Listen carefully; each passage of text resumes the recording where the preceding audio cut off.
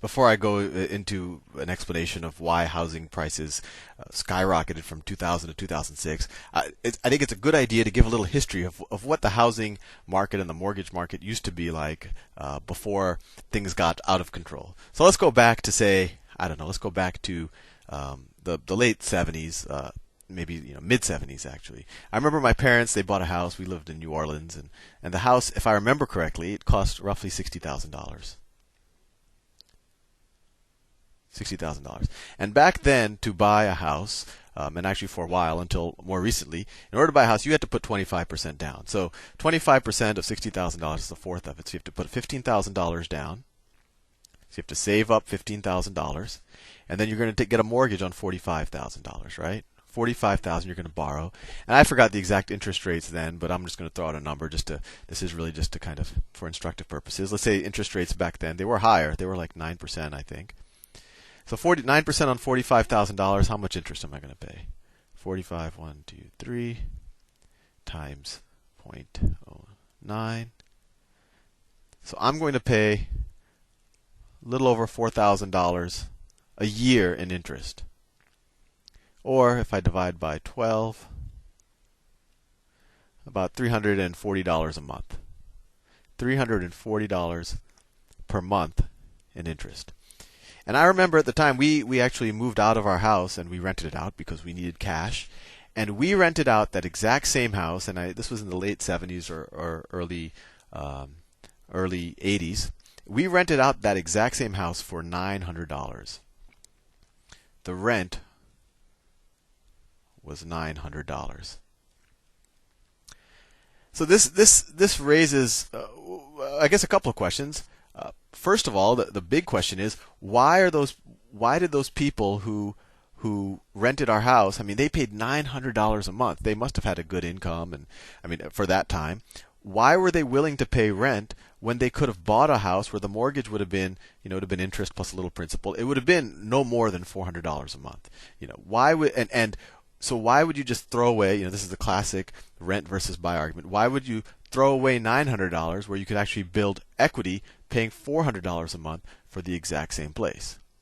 And you can think about that a little bit, but there's a bunch of reasons. What was necessary to buy a house then?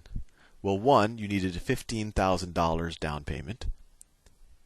Maybe these people, they had really good cash flow every month, but they just never had the circumstances or maybe even the discipline to save up $15,000. You also needed a really steady job. So you needed, this is the down payment. This is one thing. You also needed a steady job. Steady job.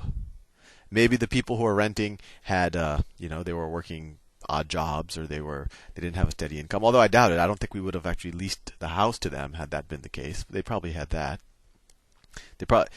And then the last thing you needed to get a mortgage is you needed a good credit. Good credit. And maybe these people didn't have that. Maybe they just, they didn't pay some bills in the past and they couldn't find a bank that was willing to give them a loan despite having a steady job and a $15,000 down. If you had to ask me, I think the biggest barrier for this family at that time was probably the $15,000 down payment. And frankly, they probably had trouble saving $15,000 because they were busy paying $900 in rent.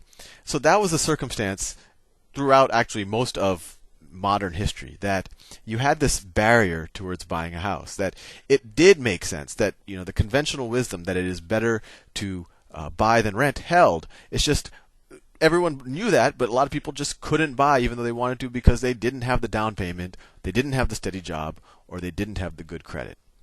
That was the circumstance then, and that lasted for some time.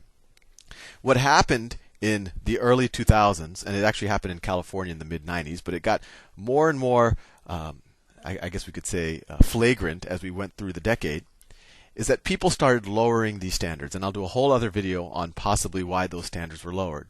But let's say that in 1980, you needed 25% down.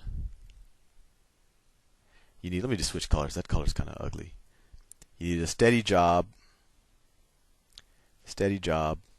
and you needed let's say you needed a 700 credit score. And that was true from 1980 to, let's say, 2000. I'm exaggerating a bit, but this is just to give you the broad sense of what actually happened. But let's say then in 2001, and I'll explain later why this might have happened, the standards were lowered. That if you wanted to buy a house, all of a sudden you could actually find someone who's willing to give you a house for 10% down. 10% down. Maybe kind of steady job. Maybe you just need a job. And maybe you had a 600 credit rating. So what happens when the standards on the mortgage go from this to this? Well, let's go back to these people who used to rent that house from us for $900. Maybe they didn't have $15,000, right? That would have been a 25% down payment. But maybe back then they had 10%. Maybe they had $6,000. They just couldn't get up to $15,000 in savings.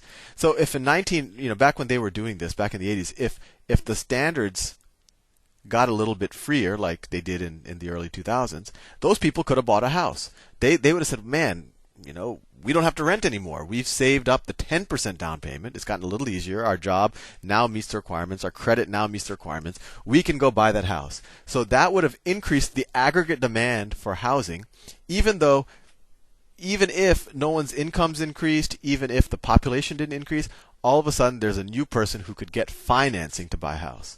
And then if we go to 2000, let's say 2003, they say, you know what? You don't need any down payment. No down. No money down.